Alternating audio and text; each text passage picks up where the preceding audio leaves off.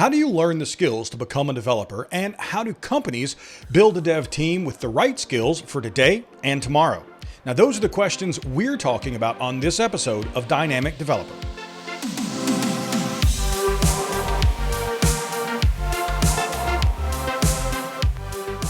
I'm your host, Bill Detweiler, and this week I'm talking to Dave Hoover, a coder, author, founder, and CEO of Red Squirrel, a custom software development firm, and CTO at GoLogic. He was also a co-founder of Dev Bootcamp. Dave, thanks for joining us. Thanks for having me, Bill. So, before we talk about what skills developers should have when they want to get into the development field, or talking about companies and how they develop a team with the right skills for today and tomorrow. What's really interesting, I think, is your story as a developer is like so many people who get into coding and technology in general. You didn't start out in IT and development, did you? I did not.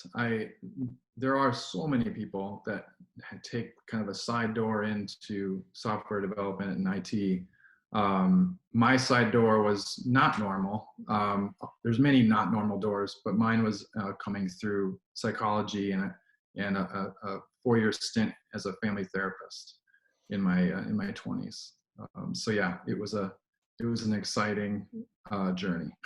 What made you want to change careers like that? That's a pretty big shift. I mean, I can't really say anything. I started out in college as an engineering major, but then I had 2 degrees in criminal justice, and I was in IT, and then moved into tech media. But what prompted the move from a social science kind of skill, like therapy and counts, to a technical skill like coding? It wasn't just kind of out of the blue for me. A couple of things were happening. It was 1999. It was 2000, and so we were at the height of the dot-com boom, and so that was happening. And I also just had a baby for the first time. My first kid, my daughter, was just born, and so suddenly I needed to earn some extra money. So I had a couple different things happening that kind of came together. But the other thing was, for most of my life, or since I was 11, 12, 13 years old, I was really interested in computers. But at some point in my teenage years, suddenly I just couldn't figure out how to reconcile being a football player with being a computer guy.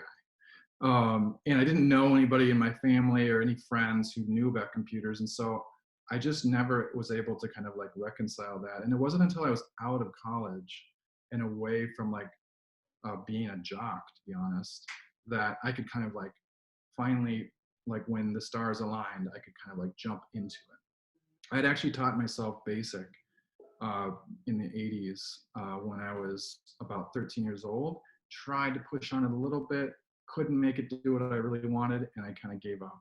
And it wasn't until I was like 25, 26 that I like gave it another real hard try when I kind of needed to make some extra money, like I said. And that's what kind of got me over the hump. Thankfully, the programming languages between BASIC and Perl, had advanced enough that like it was pretty easy for me to get at least started with like a scripting language like Perl in 1999. What about today? When you look at how you got into coding, how is it different today than it was 5, 10, 10 years ago? What tips do you have for people who may be thinking about making that same transition that you made, but doing it now?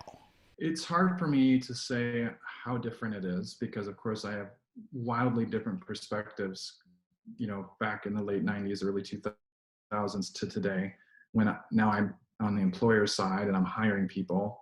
And that's, so I feel like people are more open these days to people from various, kind of development upbringings, I guess you could say. But I might be biased. There probably is still a lot of kind of bias out there towards people who have a certain pedigree versus just hiring for skills. That said, I do think that like when I got into the field in the height of the dot-com boom, or like right as it was cresting and probably starting to pop. There was just this, deep, strong desire for talent, and which kind of was one of the ways I kind of snuck in the back door and got got into the industry. And we've had waves of that over the last decade or two, but it's been pretty constant. And I do think there's just a general desire to find people who have the skill. I remember early on, I definitely felt at different moments a lot of kind of insecurity and almost fear to let people know about my background, because it was so, yeah, just not typical, so non-traditional. And I feel like because of boot camps, because of all the different tools and curriculums that have been created online, that there's just so many more people from so many different backgrounds that are in the field today. And so I do think it's more inclusive than it was. But again, I might be missing some things. Do you think that that makes it harder for people to sometimes stand out? So because there are so many more opportunities for people to learn code, whether it's programs sponsored by specific companies that maybe are promoting their product, right? So versus maybe 10 years ago when it was maybe third parties or you came in through a traditional IT, college background, engineering background like that. Do you think it's harder for folks to maybe stand out in today's marketplace? I do think it's challenging to stand out. I was a co-founder of Dev Bootcamp, and these folks would go through a program together, curriculum together, and if we didn't do our job right, they would have a hard time differentiating from each other, right? Because they just went through the same program, they just learned all the same stuff.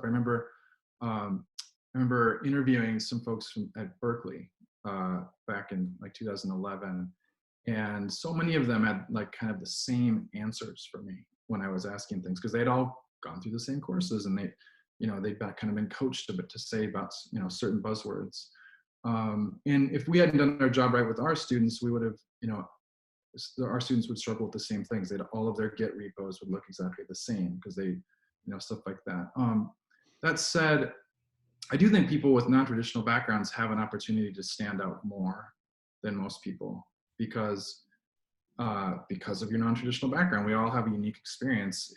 I think people who are transitioning careers in their 20s and 30s or beyond can draw upon what they've done previously to stand out. Because it's going to be hard to stand out as an early, like junior developer when you only have 6 months or a year of just even playing around with this stuff, or an internship under your belt. It's going to be hard to stand out, and that's where you have to use your background. I mean, that's one of the ways that, the only ways I could stand out early in my career was work as hard as I could, which a lot of people are doing that, and just talk about the fact that I used to be a therapist, which is a way to stand out. And a lot of people have a lot of different ways of doing that, and some are more privileged than others. You might stand out because of the trials and tribulations that you've had in your life, and some people might not appreciate that as much as others. But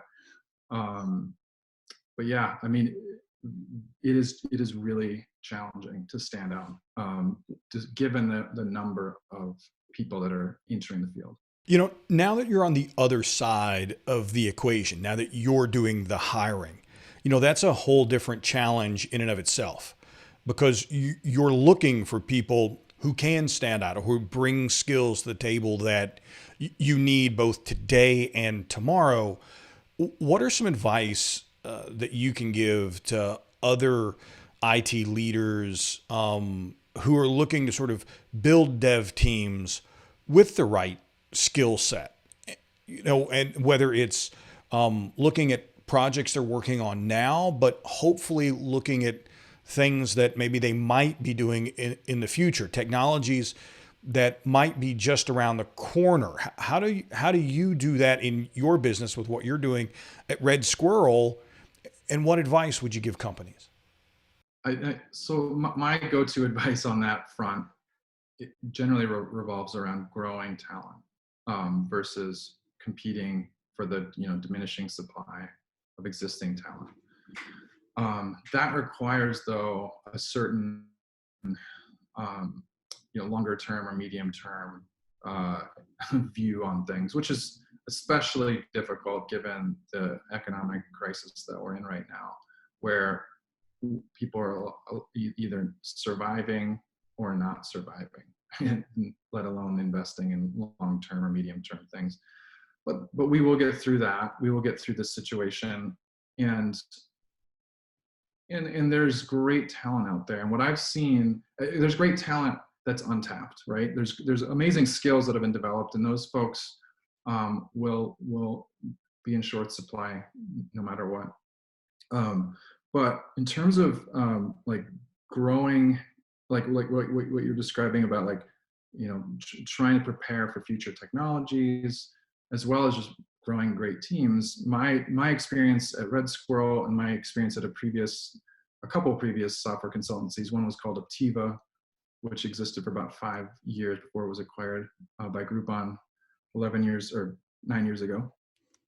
And ThoughtWorks was a company I worked at before that. Both had really strong cultures of learning, and so what I've seen is, if you can invest in creating an apprenticeship program, specifically, a program that allows people to come in that are more junior than your entry level programmers, your entry level software developers, maybe just 2 months more junior, or 6 months more junior, depending on how much you want to invest in them and how much of a risk you want to take, but also how much wider you want to cast your net in terms of bringing in a more diverse and interesting group of people. Because if you can create that sort of program and this sort of on-ramp into your company, you're going to see a lot of benefits from that. What I've seen from that is loyalty. Folks that have been through an apprenticeship program, that have been mentored, that the company has really invested in their growth, those folks really tend to stick around a lot longer. They also end up often coming out of their apprenticeship with specialties, because of the focus of the way we generally structure these things, where they kind of have like a research project, and they get to choose their technology. And they usually choose, of course, like the bleeding edge hot technologies. And they usually come out of that apprenticeship program with like a stronger expertise in that than most of the people in the company often. Especially at these companies where a lot of us are generalists, right? We're kind of software development consultants, and so we need to be able to like jump back and forth into lots of different things. And so when someone goes, for 6 months into something like much deeper, they come out of that with expertise that the whole company can benefit from. Even though this person is junior, they often come out with a deeper expertise in something new, because the rest of us are just doing our jobs. What's different between an apprenticeship program and maybe what some people would know or have more experience with, an internship program? The kind of easy metaphor for that I've used in the past is sometimes they're not different at all. Sometimes they're fairly similar, and it's just a matter of semantics. But sometimes they are fairly different, right? And so in the stereotypical cases, I would say an internship is like dating, and an apprenticeship is like getting engaged. Where like you're going to go through college, and maybe you have an internship after your sophomore year, after your junior year, after your senior year, and it may or may not go anywhere. An apprenticeship is like this fairly committed thing where, like, 9 times out of 10, you're going to get to the end of the time frame, and you're going into a job. Similar to an engagement, most of them work out in an actual wedding. And so there's just a greater amount of commitment and intention to an apprenticeship, and it tends to have more structure. Now, there's apprenticeships that can be fairly free flowing, and it's just about having a mentor, or just maybe it's just expectations that you're going to be like learning more than working at first. But in general, I do find them to be more structured. Internships are also structured, but they're not generally leading straight into employment the way apprenticeship tends to do. So Dave, thanks for joining us. Where can folks go to learn more about your journey as a developer and what you're doing over at Red Squirrel? Well, our website's redsquirrel.com. There's not a lot there, but it does have some contact information. I think probably in terms of what I was just talking about, probably the best place to look is my book, Apprenticeship Patterns, which was published in 2009. So it's been out for a while, and people are still enjoying it. So it's held up fairly well. So those are the two places. And you can hear more episodes of Dynamic Developer on your favorite podcast platform or watch a video of each episode as well as read a transcript at Tech Republic.